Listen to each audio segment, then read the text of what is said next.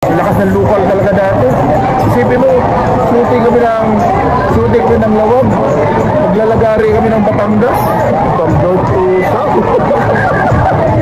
Sarap ko siguro bubuli mo yung PJ. Laki ng katawang mo ulit. Pagkatapos mo yung binugbog na po. Binugbog na po. Pinampas ko lang ano eh. Pulbos. Pinampas ako sa lamisa eh. Panayam namin kay Kuya Chris Aguilar. Muli nating sariwain ang kanyang mga alaala, way back late 80s, late 90s, early 20s, mga pelikula niya, international at local. International artist na gustong kumukuha sa kanya ay sina David Carradine, Sam Jones, si Don the Dragon Wilson, no? Yung unang pelikula ni Don the Dragon Wilson. Siya pala yung talagang personal pick niya, no, ni Don the Dragon Wilson o the late Don Wilson. And also na-share din niya sa atin na yung isa sa pinakamabait din na na-meet niya na international or foreign artist ay si Sir Danny Trejo. According to Kuya Chris Aguilar ay napakabait naman po niya. Sa local naman, of course, very supportive. Unang-una, ng ating The King.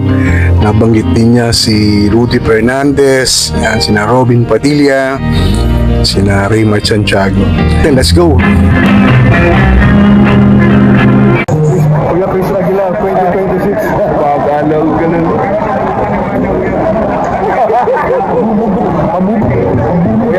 Kuya, yan si Virgo. Yan ang mentor ko, kuya, mentor. Kapag ano, kuya, sabi nito, ano kong action na. Action.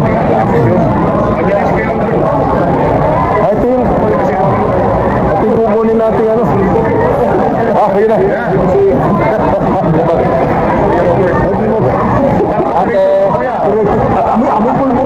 Amoy pulbura pa. Parang galing ko sa parang galing sa encounter. Alam mo, ito si Chris lang ba ito si Chris lang yung rapist ba, hindi makulong-kulong ba? Talaga ha? Ito na yung usakal na kriminal na ng rape na binabayaran ko. Mga kalaban mo, ano eh. Kasi uso ang karate mo. Bolo. Wilson the Dragon. Mga ano yan talaga ko yung mga kickboxing champion. Chuck Norris. Morris Smith. Sino sa kanila yung nakaano mo talaga na sumas mo? Si John Wilson the Dragon, heavyweight world champion, kickboxing champion. Si Morris Smith, si Billy Blanc. Yung talagang amazing mo yun kasi first movie pala ni first movie ni Dan Wilson. Pinadala na akong ticket. Tapos, pinadala na akong ticket sa Kalawan. Premiere kami sa Amerika, sa Hollywood. Baka lang movie ka rin with PJ. Marami rin po. Ayun yung katatawa. Ayun ang natawa ng kinuha ni PJ. Pinatawag ako ulit. Tapos sinawagan ako na ano yan yung partida yata yung ginawa niya sa kayo pagsanhan. Maganda yung lyric kasi siya rin, biniyaran ko ba? Sino na rin niya kaya si?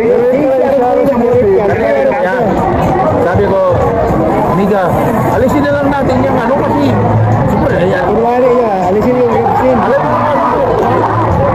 Ang bida Fernando po, ang director si Eddie Rodriguez.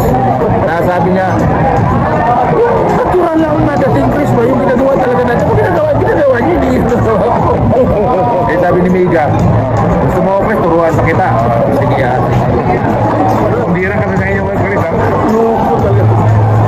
Sarap ko siguro bubuli mo yung PJ. Laki ng katawang mo ulit. Pagkatapos mo yung binugbog na po. Binugbog na po. Pinampas ko lang ano eh. Pulbos. Pinampas ako sa lamisa eh. Si nakasama ko rin ba yan? Si Danny Trejo? Oo. Danny Trejo, ganda. Bakit naman tao dito? Kaya dito sa Amerika, sa Whitman. Bakit na tao? Danny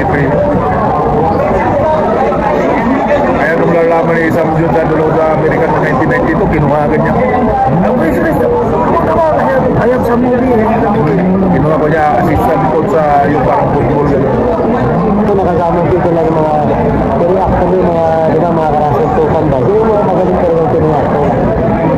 Kasi ano, the boy, si the boy. Si Rudy. Fernandez. Mabait siya na si Rudy. Kahit ma-sacrifice mo yun, okay lang. Kasi minsan kasi pag ano, tayo mag-uusap